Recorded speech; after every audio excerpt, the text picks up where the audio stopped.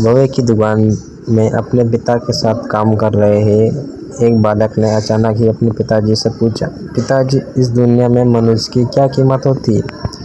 पिताजी एक छोटे से बच्चे से ऐसा गंभीर सवाल सुनकर हैरान रह गए। फिर वे बोले, बेटा, एक मनुष्य की कीमत आंकना बहुत मुश्किल है, वो तो अनमोल है।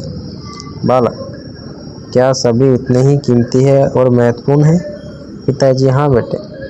बालक कुछ समझा नहीं। उसने फिर सवाल किया, तो फिर इस दुनिया में कोई गरीब तो कोई अमीर क्यों है? किसी की कम रिस्पेक्ट तो किसी की ज़्यादा क्यों होती है?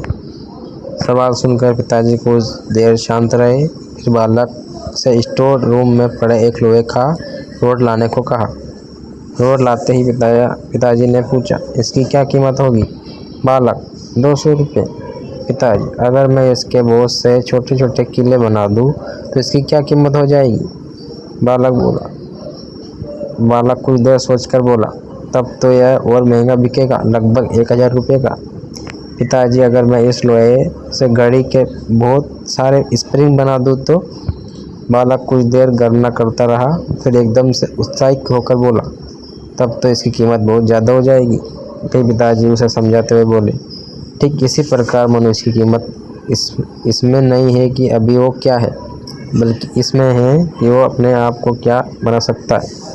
बालक अपने पिता की बात समझ चुका था। दोस्त, अक्सर हमें अपनी सही कीमत आंकने में गलती कर देते हैं।